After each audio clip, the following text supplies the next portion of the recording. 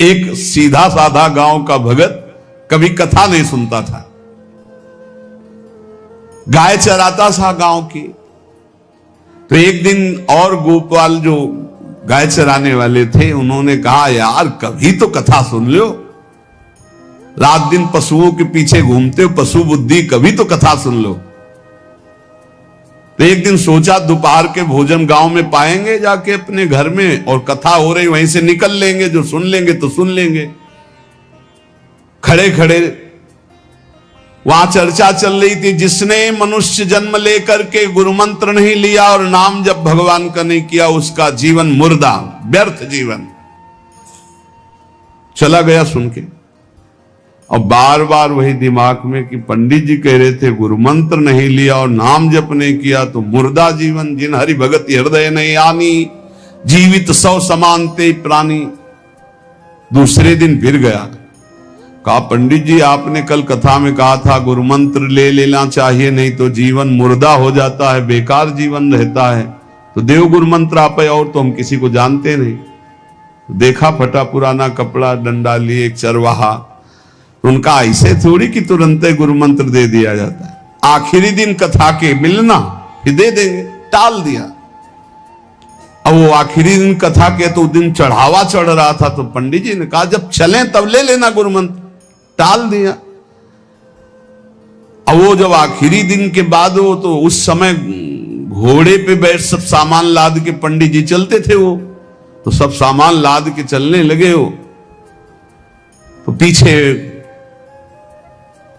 पंडित जी आप जो कह रहे थे कि गुरु मंत्र देंगे, आप गुरु मंत्र दे दीजिए। पंडित जी रबड़ी पवाई गई थी, घोड़े से उतरे, घोड़ा एक भगत के यहां खड़ा किया और लोटा लिया और भागे, क्योंकि सोच लगी थी। अब वो भगत किसान आदमी, गांव का गंवार आदमी पीछे लगे, पंडित जी अरे गुरु मंत्र दे दो, कितने दिन से टहला रहे हो आप। अरे उनका मतलब सोच का पैसा, तू गुरु मंत्र की बात कर।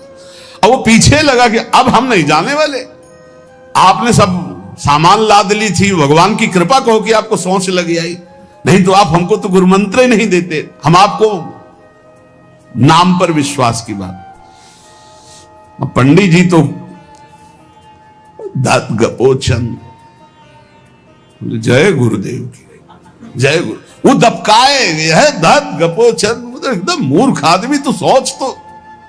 वो प्रणाम कर लिया, जय गुरुदेव, धत गपोचन, धत गपोचन। जपना न राधा न कृष्ण न राम न हरि। घर आया, बोले आज से गाय चराना बंद। बोले क्यों? बोले गुरु मंत्र मिल गया, अब हम भजन करेंगे, हमारा जीवन मुर्दा नहीं रहेगा, अब जीवन सार्थक रहेगा। और मेहनत करने वाला आदमी, गाय चराने वाला आदमी, अब शुरू हो गया बैठ के धत गपोचन, धत गपोचन। अब इसमें न कोई भगवान नाम है, न कोई मंत्र है, न प्रणव है, न नमो नमः, कुछ नहीं। गांव के लोग, घर के लोग बोले कि यार 50 गाय चराता था, पता नहीं कौन सा हम लोगों का पाप उदय हुआ कि कह दिया कि कथा सुन लेना। अब वो गाय चराना भी छोड़ दिया, अब गपोचन शुरू हो गया। अब उसकी ऐसी लगन लगी, सहज सरल भोले जो होते हैं ना, हरिवंश महाप्रभु कह रहे हैं, मुनि मन ध्यान धरत नहीं पावत, करत विनोद संग बालक भट, दास अनन्य भजन रस कारण, जैसे हित हरिवंश प्रगट लीलान। लालजू महाराज बड़े बड़े मुनियों के ध्यान में नहीं आने वाले, बड़े विनोदी। रुक्मिणी जी से कहा तैयार हो, भगत के दर्शन करने चलना है। रुक्मिणी जी ने कहा बहुत दिनों बाद आज आपको किसी भक्ति की याद आई, प्रभु जरूर कोई महाभागवत होगा, हम चलते हैं। बोले बहुत विचित्र महाभागवत। चले, साधारण वेश में चलना है। जब गांव में गए, उस भगवान तो सर्वज्ञ ही है, उसके घर के दरवाजे में बैठ गए और रुक्मिणी जी से कहा कि पहले तुम मिल के आओ भगत के, फिर हम मिलेंगे।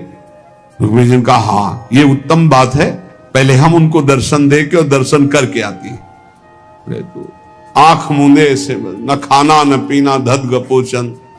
रुक्मिणी जी ने कहा ये कौन सा नाम भगवान का, न विष्णु शास्त्र नाम में है, न गोपाल शास्त्र नाम में है, और कहीं हमने पढ़ा नहीं, ये कौन सा भजन कर रहा है। कहे किसका भजन कर रहे हो, चुप रहा। फिर किसका भजन कर, 2-3 बार तो गुस्सा के आंख खोला, देखा कोई स्त्री, तो बोले तुम्हारे खसम का भजन कर रहे हैं, और किसका कर रहे हैं। वो रुक्मिणी जी आ गई, बोले बहुत जानकार भगत है प्रभु द्वारिकाधीश से कहा बहुत जानकार भगत है। बोले क्यों, बोले हमने कहा कि किसका भजन कर रहे हो, देखो हम इतना छुप के गई थी, लेकिन वो पहचान गए, वो कह रहे तुम्हारे खसम का भजन कर रहे थे। अब भगवान ने कहा हाँ तभी तो हम आए भगत जोड़कर। बोले प्रभु आप दर्शन बाद में करना, जाके पहले हमारा प्रश्न बता दो, प्रश्न का उत्तर दे दो कि आपके विष्णु शास्त्र नाम, गोपाल शास्त्र नाम, बहुत से नाम हैं, ये नाम तो हमने कभी नहीं सुना। भगवान ने कहा ये नाम हमको तो बहुत प्यारा है। बोले आपको कब, मतलब ये कब कैसे नाम रखा गया। बोले बहुत प्यारा है, हमारा ब्रज का रखा हुआ नाम है, ब्रज में मैया ने रखा था। कैसे रखा था। बोले एक दिन मैं माखन चोरी कर रहा था, सखा के कांधे पर खड़ा हुआ, ऊपर माट में हाथ डालकर मक्खन पूरा ऐसे खाता जाता, सखा को पवाता जाता। इतने में मैया और गोपी जन आ गई। एक कन्हैया ये क्या कर रहा है। अब हमने देखा कि फंस गए। हमने कहा कि मैया हमें बहुत भूख लगी थी और देखा कि इसमें चींटी चढ़ी हुई है, तो हम चींटी निकाल रहे थे। तो बोले चींटी कैसे निकाल रहे थे, यहां पूरा हाथ सना हुआ है तुम्हारा चींटी। बोले अरे भैया तू बावरी, जब चींटी को ऐसे निकालने करते वो अंदर चली जाती तो खबो खबो के निकाला, इसलिए ऐसा इतना हाथ हो। बोले यहां मुंह में भी जब तुम्हारे मक्खन लगा, एक मक्खी बार बार उड़ रही थी तो हम ऐसे मारा तो पूरा मुंह में मक्खन लगा। मैया ने कहा धत गपोचर। बोले ये उस समय का नाम रखा हुआ है, मेरा बाल गोविंद में जब मैया ने रखा था मक्खन चोरी के समय उस। अब आप विचार करके देखो, भगवान का साक्षात्कार गुरु वचनों पर विश्वास होने पर साधारण शब्द बोला तो भगवान तो सर्वलोक महेश्वर सर्वज्ञ, उनके सब अक्षर, जैसे हर अक्षर में आ विराजमान है, का खा गा घा आ, ऐसे ही सब अक्षरों में ब्रह्म विराजमान है। फिर राधा नाम तो स्वयं हरि जपते हैं, और राधा नाम तो परम प्रेम में है और बड़ा गुही है। विश्वास करके जब वो धदगपोचंद जपा तो रुक्मिणी और द्वारिकाधीश भगवान दर्शन देने आ गए, और तुम विश्वास करके राधा राधा जपोगे तुम्हें नहीं प्राप्त हो जाएगा। अरे यही राधा स्वयं भगवान हरि जपते हैं। इसलिए पहला जीवन का चरम लक्ष्य भगवत प्रेम, भगवत प्राप्ति। दूसरा, हमारी बुद्धि केवल विचार करे तो श्यामा श्याम के ही विषय में, किसी व्यक्ति वस्तु स्थान का अगर हमारा चिंतन हो रहा, संबंध हो रहा, तो श्यामा श्याम के संबंध से हो। जैसे गोस्वामी तुलसीदास जी कहते, नाते नेह राम के मनियत सुहृद सुसेव्य जहां लो। अगर ऐसा नहीं तो फिर हर वस्तु व्यक्ति स्थान में एक आसक्ति है, वो बांध लेगी, आप श्यामा श्याम तक नहीं पहुंच पाएंगे। इसलिए बुद्धि का जरूरी है प्रिया प्रीतम में स्थित होना। अगर बुद्धि ये निश्चय कर ले कि परम सुख स्वरूप श्यामा श्याम ही हमारे हैं, हम श्यामा श्याम के हैं, सुख है तो श्यामा श्याम के नाम में, रूप में, लीला में, धाम में। अभी आपने सुना आनंद का तारतम्य। तीसरा, जो गुरुदेव ने नाम दिया इससे बढ़कर महत्व किसी नाम में नहीं होना चाहिए, किसी की निंदा नहीं। सब नाम हमारे प्रभु के हैं, पर हमारे लिए सर्वश्रेष्ठ नाम हो गया जो गुरु ने दिया है, जो मंत्र दिया, जो नाम दिया। एक एकांतिक में आए और बोले हम कुछ 2-4-6 महीने से हम आपके शिष्य हैं, मंत्र ले लिया है। स्वप्न में एक महात्मा आए और उन्होंने हमको और मंत्र दिया है। तो अब तो हम समस्या में फंस गए कि आपका दिया गुरु मंत्र जपें या स्वप्न में कोई और महात्मा आए थे उनका दिया जपें, क्या करना चाहिए। हमने कहा तस्मात् शास्त्रम प्रमाणम। जब सप्त ऋषि जी आए, स्वप्न में नहीं, सीधे साक्षात आए पार्वती जी के पास, और कहा ये किसके लिए तपस्या कर रहे हो? महादेव जी के लिए। महादेव जी में क्या है, चलो हम तुम्हें भगवान नारायण को पति रूप में, भगवान विष्णु वैकुंठाधिपति अपार वैभव, उनको। तो जो माता जी ने बात कही पार्वती मैया ने, वही बात पकड़नी है। उन्होंने कहा तजऊ न नारद कर उपदेशु, आप कहें सतबार महेशु। सप्तऋषियों, अपने गुरुदेव नारद जी के उपदेश का मैं कभी त्याग नहीं कर सकती, चाहे स्वयं इष्ट देव भगवान शंकर आकर सैकड़ों बार कहें तो भी। तजऊ न नारद कर उपदेशु, आप कहें सत बार महेशु।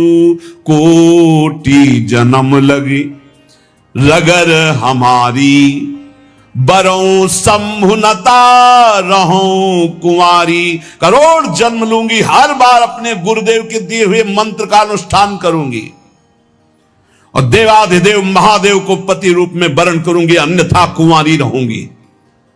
बहुत सी कन्याएं और बहुत से वर हैं, आपको ब्याह कराने का शौक है तो आप जाइए, लेकिन मैं पर्वत से प्रकट हुई हूं, हिमालय से मैं अडिग हूं अपने गुरुदेव के वचन में।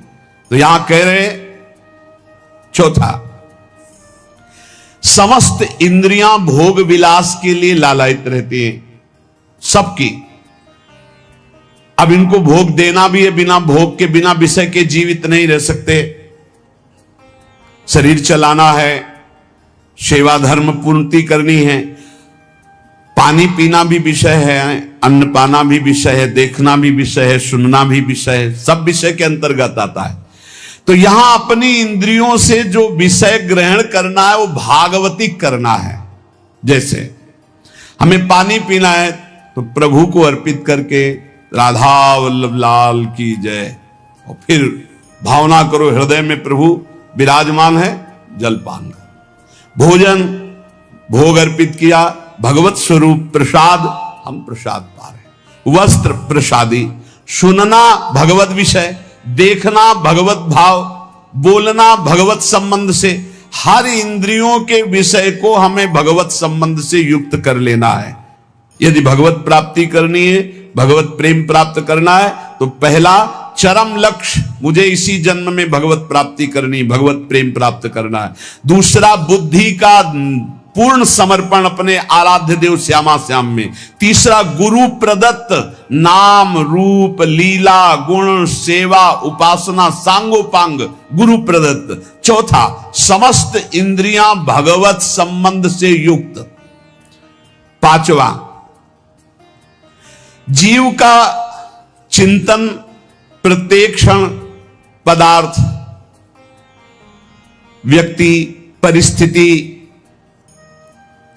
विचार भोगों के, क्रियाओं के, संबंधियों के, जहां जहां जाए वहां से हटाकर अपने लक्ष्य श्यामा श्याम में लगाओ, या जहां जहां जाए वहां प्रिया प्रीतम की भावना करो। जीवन का प्रत्येक पल किसी व्यक्ति के विचार में, वस्तु के विचार में, स्थान के विचार में, भोग विचार में, जहां जहां जाए वहां से हटाकर श्यामा श्याम में लगाओ, या जहां जहां जाए वहां श्यामा श्याम को देखो। बहुत सुख मिलता है, अपार सुख मिलता है। जिससे प्यार होता है, अपनापन होता है, उसकी बात सुनने में सुख मिलता है। अरे वो दिशा अच्छी लगती है, वो दिशा अच्छी लगती है। जिधर अपना प्यारा बसता है ना, वो दिशा अच्छी लगती है। उधर से आई हुई वायु ऐसा लगता है प्यारे का आलिंगन हो रहा है, अभी वो प्रेम जागृत नहीं हुआ, इसलिए उस एरिया को कोई आ जाए, अच्छा आप उधर से आए, जहां अपना प्यारा बसता है उस क्षेत्र का कोई आ जाए तो ऐसा लगता है प्यारा मिल गया। उधर की वायु आ जाए तो प्यारा है। जहां प्रीतम जी देश की प्यारी लागे पौर, जिधर प्रीतम बसते उधर से यस्या कदापि वसनांचल खेलनोत। जिधर हमारी प्यारी जो प्यारे जो, नाम में अपार सुख तब अनुभव आएगा जब आसक्ति हो जाएगी। अभी आसक्ति अन्यत्र है, नाम में आसक्ति तो है नहीं, तो एक उपासक कि मुझे नाम जपने में श्रद्धा नहीं हो रही। बिल्कुल ना हो, आप चिंता मत करो। भाव शब्द समझिए, कुभाव अनख आलसहु, नाम जपत मंगल दिशि दसहु। भाव से जपो, कुभाव से जपो, मन लगे या ना लगे तुम्हें फल मिलेगा, पक्का मिलेगा, मंगल दसों दिशाओं में होगा। विश्वास करके जपो तो, और एक दिन जब स्वाद लग जाएगा तब आप भी ऐसे ही बोलोगे जैसे बड़े बड़े संत महापुरुष बोलते हैं, नाम जीवन, नाम सर्वस्व, नाम ही हमारा प्राण धन। 8वां, जीवन में राग द्वेष न रह जाए। बड़ा खतरनाक है ये राग द्वेष। अगर किसी से राग है तो बड़ा सूक्ष्म होता है राग का धागा, और वो जब हमारे ऊपर संकट आएगी, विपत्ति आएगी, या तो वो धागा दिखाई देता कि अभी वो है ना। द्रौपदी जी को पहले श्री कृष्ण याद नहीं आए, 5 महारथी पति है अतिरथी, वो याद आए, फिर भीष्मादि याद आए, फिर अपनी भुजाओं का बल, फिर दांतों का बल, और जब निर्बल तब महाबल। सुनेरी मैंने निर्बल के बल राम, महाबल प्रभु श्री कृष्ण का तब जागृत हुआ।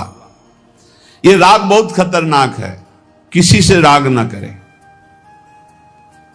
यही राग जब प्रियालाल के चरणों में अर्पित हो जाता है तो अनुराग कहलाता है। जब शरीर भोग, शरीर संबंधी, यही बहुत फंसाव वाला जन्म मरण चक्र का मूल यही राग है। और जब इसमें बाधा पड़ती तो द्वेष हो जाता है। द्वेष बहुत खतरनाक है। भजन कर रहे हैं, कई वर्ष पहले किसी ने कुछ कहा, याद आ गया और जलने लगा हृदय, उसकी पूरी सामने झांकी है। भजन कर रहे हैं प्रभु का और झांकी है उस द्वेष जिससे हुआ है और हृदय जलने लगा। या कभी वो सामने पड़ गया तो देखकर जल। द्वेष ना होने पावे, अजात शत्रु ते सदा। भक्त अजात शत्रु होता, एक भी पूरा सृष्टि में शत्रु ना होने पावे। 9वां, प्रत्येक परिस्थिति में अपने आराध्य देव के द्वारा दिया गया मंगल विधान है ऐसा मानना। एक बार हमने सुना था, उस समय किडनी का रोग प्रकाशित नहीं हुआ था, कि असाध्य रोग भगवान की विशेष कृपा से प्राप्त होता है। तो साधन पर उस समय जोर था, तो डर लगा कि असाध्य रोग कृपा कैसे हो सकती है, ना साधन में बैठ सकते हैं, पीड़ा रहती होगी तो भजन भी नहीं हो सकता, तो ये कृपा कैसे हो सकती है असाध्य रोग। लेकिन सच्ची आपसे कहते हैं, साधना हो रही थी भगवत मार्ग में जैसा कुछ, लेकिन शरणागति में कमी थी, क्योंकि साधन पक्ष में विश्वास बहुत जोर का था। शास्त्र प्रमाणित साधन के बल से भगवत प्राप्ति पर विश्वास हमें था।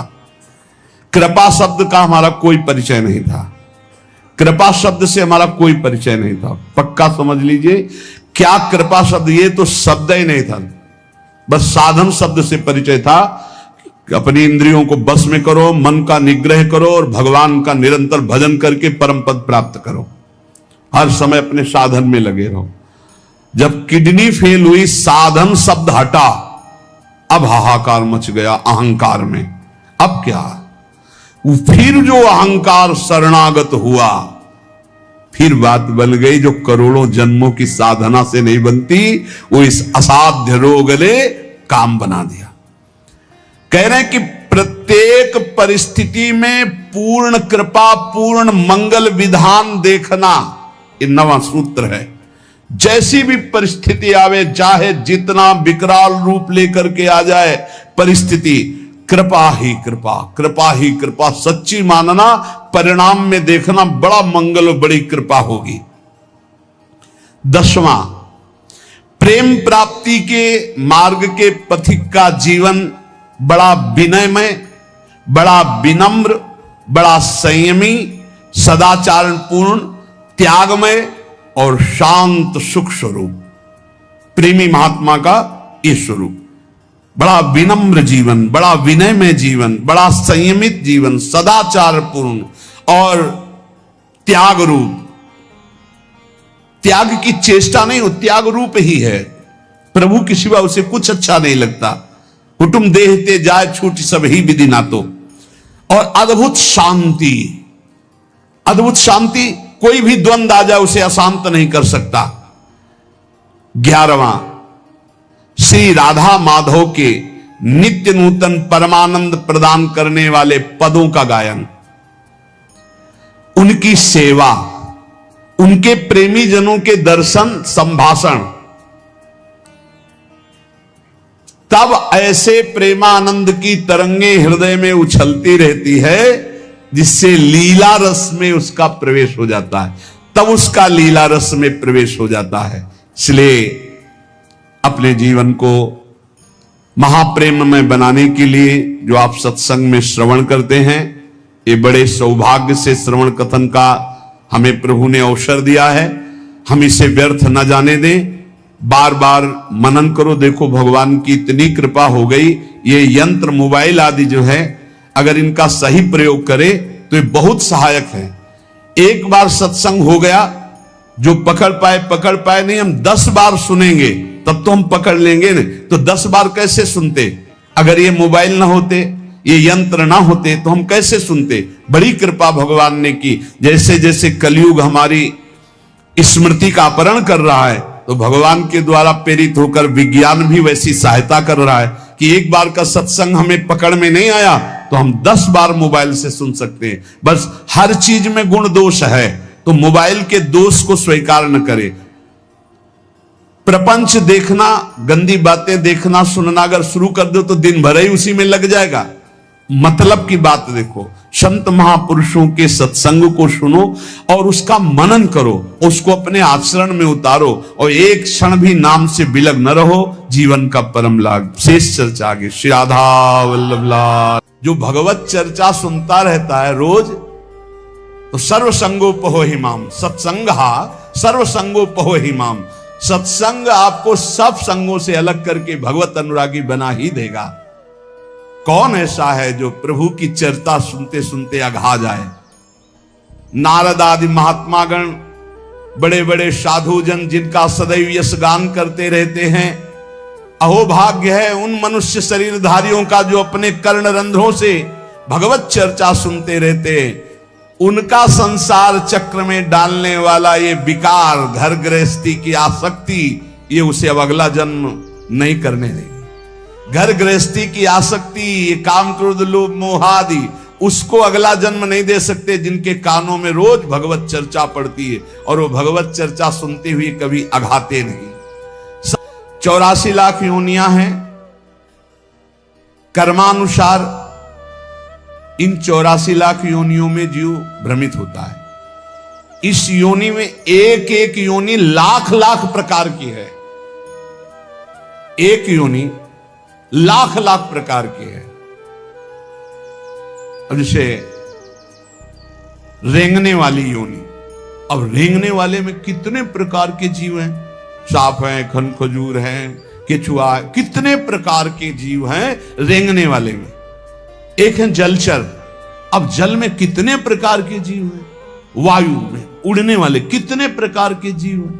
एक एक योनि में लाख लाख योनियां, उन लाख लाख योनियों में कई कई बार जन्म। अरे बड़ा प्रपंच है, बड़ा दुर्गति है जीवों की। अन्य योनियों के साथ जो दुर्व्यवहार हो रहा है बहुत ही घृणित है। कैसे तुम्हें बता, 1.5 घंटा धीरे धीरे जला जला करके पका रहे हैं पशुओं को, फिर उन्मत्त होकर मदिरा पान करके उसका खान पान कर। क्या कैसी दुर्गति जीते जीव अपनी कर रहे हैं। 84 लाख योनियों में एक एक योनि में लाख लाख प्रकार की योनियां, एक एक योनि में लाख लाख बार जन्म होना। ऐसे थोड़ी है प्रपंच हाहाकार। डिसीजन इसलिए कर रहे हैं कल्याण कर ले, भूल मत कर। यही एक चांस है मनुष्य दे जिससे तू अपना कल्याण कर सकता है, अन्य योनियों में नहीं। अब सोचो उस जीव की क्या हालत है। हाथ पैर बंधे हुए, लोहे की छड़ में फंसा हुआ है, आराम से धीरे धीरे अग्नि उसे जला रही, वो कीक रहा है, चिल्ला रहा है, और वो आनंदित हो रहे हैं। वो थोड़ा थोड़ा पीते जा रहे हो, देख रहे हैं पक रहा है। पका लो, तुम्हारे तो खाने के काम में आएगा, तुम खाने के भी काम में नहीं आओगे। ऐसी तुम्हारी हालत काल करेगा, जब वो जलाएगा तो तुम खाने के काम में भी नहीं आओगे। बहुत होश में, बहुत होश में, बहुत होश में। ये कर्म तुम्हारा कहीं बख्शने वाला नहीं, तुम्हें दंड देगा। 84 लाख योनियां, एक केवल मनुष्य योनि जिनमें आप अपना उद्धार कर सकते हो। मानव जीवन गिने चुने श्वासों वाला है, गिने चुने श्वासों वाला। इतनी श्वासें आपकी हैं, बस प्रतिपल माइनस होता चला जा रहा है, खत्म होती चली जा रही। यहां हम आनंदित हो रहे हैं, 30 वर्ष के हो गए, 35, अरे आनंदित नहीं, 35 वर्ष गए जीवन के। मूल कार्य के लिए जो आए हो भगवत प्राप्ति, उसमें क्या किया? बोले कुछ नहीं, अभी तो खेलने खालने की उम्र है। मरने की उम्र कौन सी है? कभी भी तो मर सकते हो, तो अपना काम क्यों नहीं बना लेते? राधा राधा राधा, यही अवसर है जीव आवागमन के अनादि चक्र से अपना छुटकारा करके अपने स्वरूप में स्थित हो सकता है, भगवत प्राप्ति कर सकता है। जन्म मृत्यु का चक्र कब तक चलेगा, अकल्पनीय, कल्पना भी नहीं कर सकते। काल चक्र आपको घुमाता रहेगा, इसलिए मनुष्य जीवन में भगवत प्राप्ति का अवसर है। ये काम, क्रोध, लोभ और मोह, ये 4 प्रधान ऐसे हैं जो इस चक्र को चलाते रहते हैं। आवागमन, पुनरपि जननम पुनरपि मरणम पुनरपि जननी जठरे शयनम, ये चक्र चलाते रहते हैं। काम, क्रोध, लोभ, मोह, इन्हीं को नरक की गति कहा गया है। इनमें से किसी में भी एक में पैर पड़ जाए, काम में, क्रोध में, लोभ में, मोह में, फौरन चारों आज करके उसे घुमाने लगेंगे, बार बार जन्म, बार बार मरण। नरक की दारुण यंत्रणा हर योनि में उसको प्राप्त होगी। केवल मनुष्य योनि ऐसी जिससे अपने को बचा सकते हो।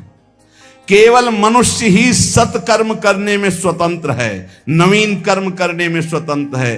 अन्य प्राणी तो पूर्व में जो संचित कर्म गोदाम लगा है उसी को भोगते रहते हैं। वो अशुभ कर्मों का नाश करते रहते हैं, भोग भोग करके। वो नवीन कर्मों का उपार्जन नहीं कर सकते। मनुष्य नवीन कर्म उपार्जन कर सकता है। मनुष्य कर्म करने में स्वतंत्र है। मनुष्य ही है जो अपने कर्म संस्कारों को भस्म कर सकता है, दूसरा कोई योनि नहीं।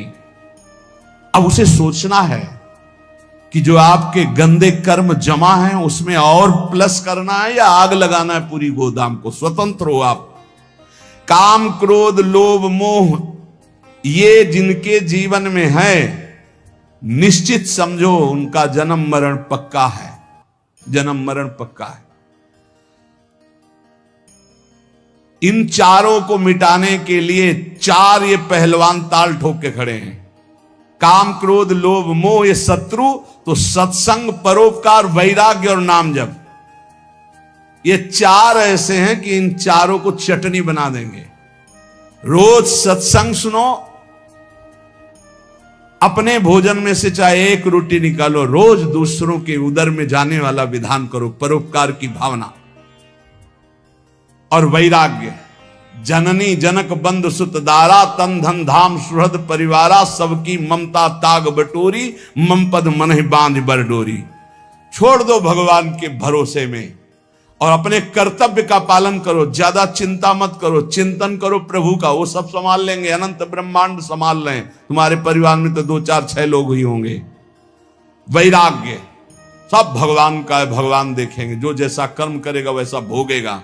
राधा राधा राधा, और अपने कर्तव्य का पालन, जिसके प्रति जो संबंध है ईमानदारी से आप करो, लेकिन राग मत करो।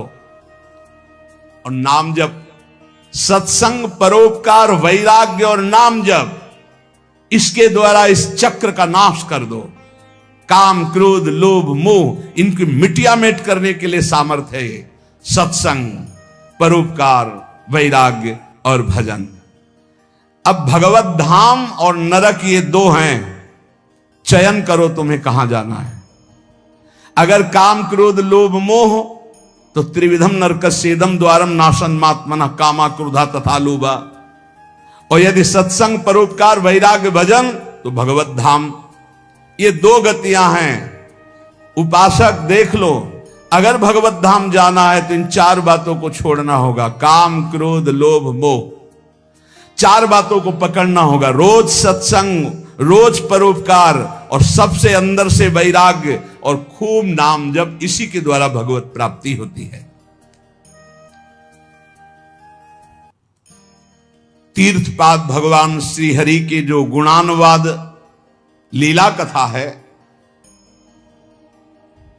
जब कथा सुनते सुनते कथा में स्वाद आने लगे, एक एक शब्द बहुत गंभीर आनंददायक लगने लगे, तब समझ लेना चाहिए कि अब हमारे कल्याण का अवसर आ गया। भगवान की बातें बहुत प्रिय लगने लगे, भगवत चर्चा एक आनंद देने लगे। समस्त विषयों से वैराग्य उसी का होता है जो रोज सत्संग सुनता है।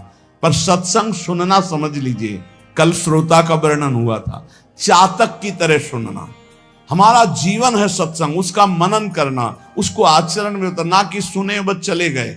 इतना समय तो सार्थक हुआ, पर मनन नहीं करोगे तो सत्संग का हृदय रूपी अंधकार नाश करने का जो प्रभाव है वो मनन से होता। मनन नहीं तो फिर नहीं बन पाएगा। सुन लिया, दूसरों को सुना दोगे, काम नहीं बनेगा। भगवत चरणारविंद के निरंतर चिंतन की सामर्थ्य सत्संग से प्राप्त होती है। समस्त दुखों का नाश भगवत चिंतन से होता है। जो भगवान की चर्चा को कानों से सुनता रहता है तो उसके हृदय का मोह मल नाश हो जाता है, वो वैरागी हो जाता है। वैरागी का केवल भेष से मतलब नहीं, अंदर से है। जैसे चक्रवर्ती सम्राट अम्बरीश जी वैरागी हैं। चक्रवर्ती सम्राट अवध का पूरा शासन कर रहे हैं भरत जी, लेकिन परम वैरागी। जो अनुरागी है वही परम वैरागी है, जो परम वैरागी वही अनुरागी है।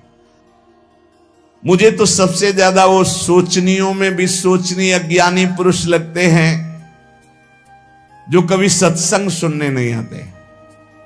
पिछले पूर्व पापों के कारण उनको भगवान की कथा में सुनने में बिल्कुल रुचि नहीं है, और अगर कभी कोई उनका मित्र आदि ले भी आवे तो वो सुनना नहीं चाहते। तुम आओ, सुन के हम बाहर खड़े हैं।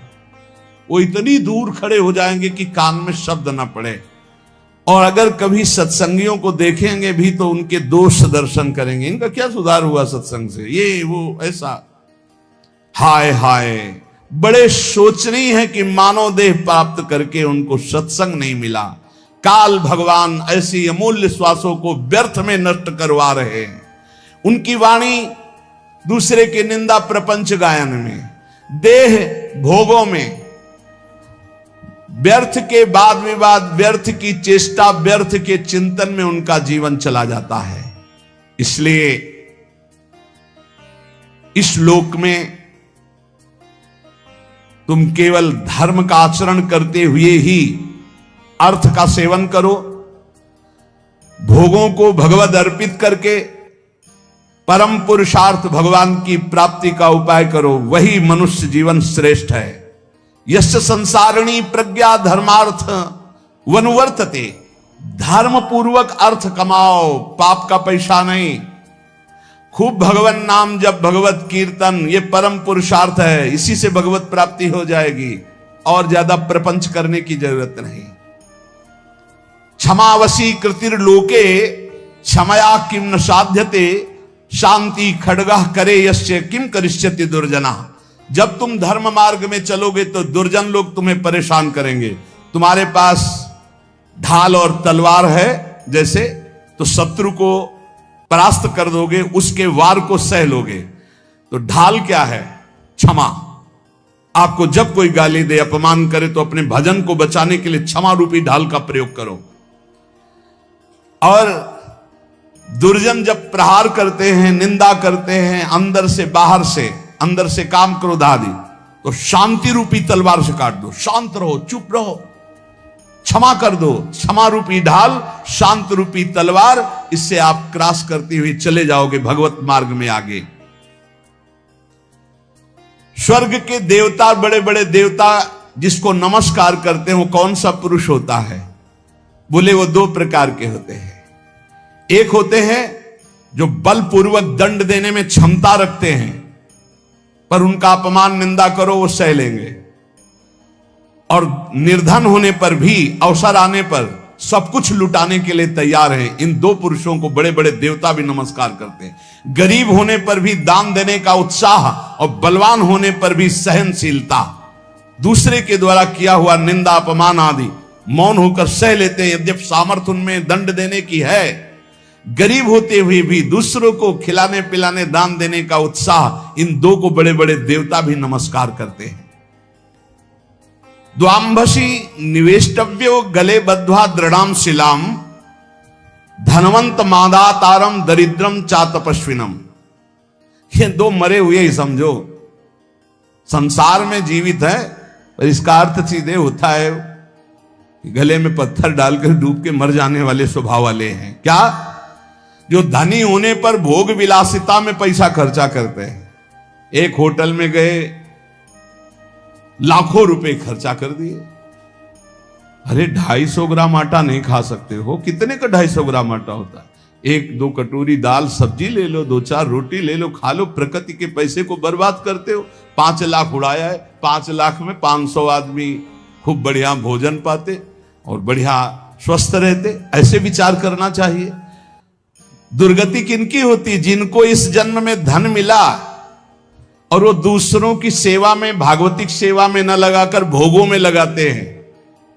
पीछे वाले श्लोक में था, कहते द्वाविमौ पुरुषो राजन स्वर्गस्योपरि तिष्ठितः प्रभुश्च क्षमया युक्तो दरिद्रश्च प्रदानवान। जो गरीब होकर दूसरों को दान देने का उत्साह रखता है वो, और जो बलवान होने पर दूसरों को क्षमा कर देता है वो, इन दो को देवता भी नमस्कार करते हो। देवलोक के भी ऊपर गति पाने वाला है। और इन दो को, जो धनी होने पर, धन होने पर भी साधु सेवा, गौ सेवा, भक्त सेवा या समाज सेवा में ना देकर वो उड़ाता है नाना प्रकार के काम भोग, विषय भोग, मनोरंजन में। ऐसा नहीं कि प्रकृति का धन तुम्हें मिला, तुम उसके स्वामी जो चाहो कर लो। तुम सिर्फ मुनीम हो, स्वामी तो भगवान है। हिसाब से चलो, नहीं सब छीन लिया जाएगा। जो धनी होने पर मदांध होकर गलत